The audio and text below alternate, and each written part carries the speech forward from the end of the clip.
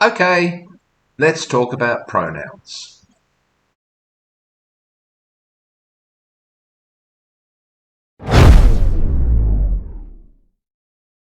I walk into a venue and I look for a seat.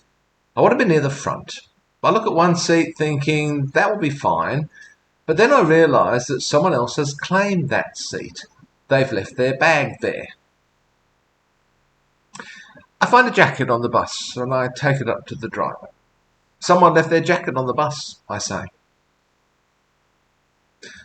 I come home from school and I say to my parents, I made a new friend today. They're really nice. I leave a message with my PA. If anyone calls, tell them I'm out. My son's gone to Europe, she says to me. When will they be back? I ask. Do you see what I've been doing there, little sneaky old me? I've been using they, them, their as a singular, gender-free pronoun. It's something we do quite frequently. In most of these examples, it's true. I used it when the gender of the person was unknown. Not in every case, though. In the second example, I made a new friend today. They're really nice. I know the gender of the person I'm talking about, but I'm comfortable using they anyway. It sounds quite natural. In the last example, too, my son's gone to Europe, she says.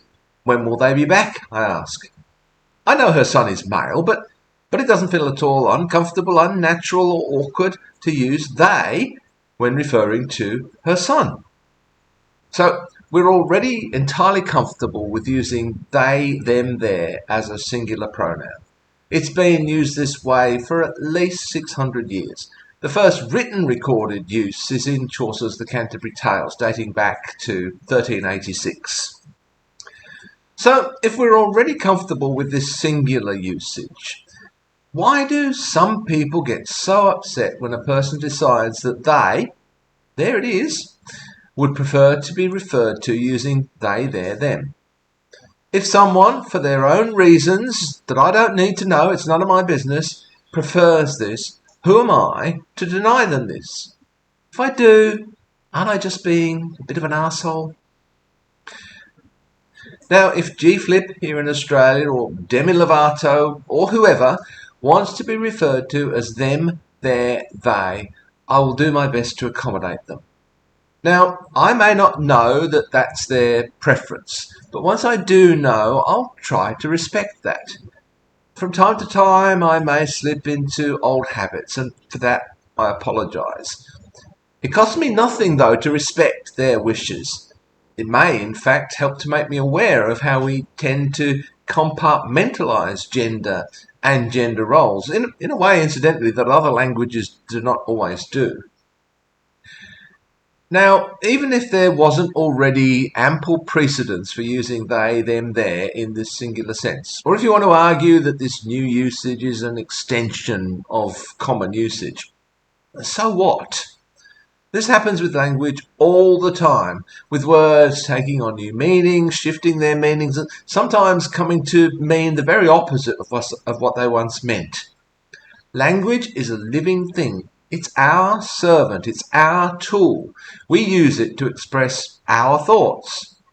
Sometimes there's a kind of feedback mechanism and it shapes our thoughts. And we should try to be aware of that in case it shapes our thoughts in unhelpful or unhealthy ways, which it often does.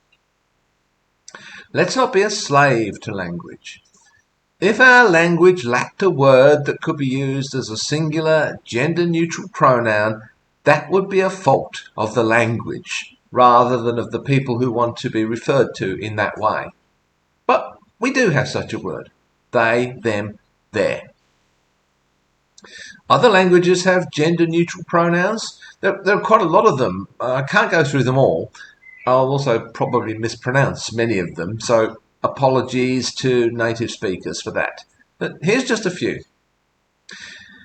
There were attempts in the 1960s to introduce a new gender-free pronoun into Swedish, and they chose hen, H-E-N, as opposed to hon, H-O-N, for he, and han, H-A-N, for she. This was apparently in reference to a similar Finnish word, which is a gender-free personal pronoun. In fact, Finnish doesn't have grammatical genders. Now, this new word didn't really catch on in Sweden until the 2010s, but in 2015 it was added to the official Swedish dictionary. If we came up with an entirely new word in English, would that make the naysayers happy? Yeah, sure it would. Turkish has a pronoun o, which is used for both men and women without any distinction, as does Hungarian. Persian has u. Again, Persian lacks any gender distinction in its language. While Mandarin Chinese has different written symbols for he and she, they're pronounced in the same way, so you can't tell in the spoken language. Tagalog, one of the languages of the Philippines, has the gender-neutral sia, and Indonesian has dia.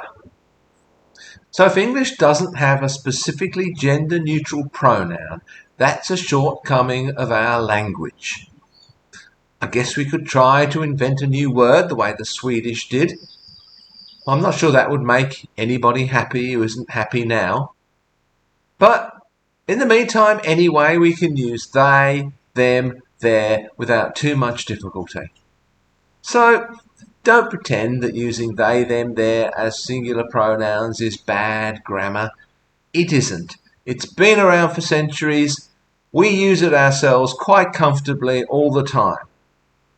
If someone wants to be addressed as them, their, they, be respectful and honour their request.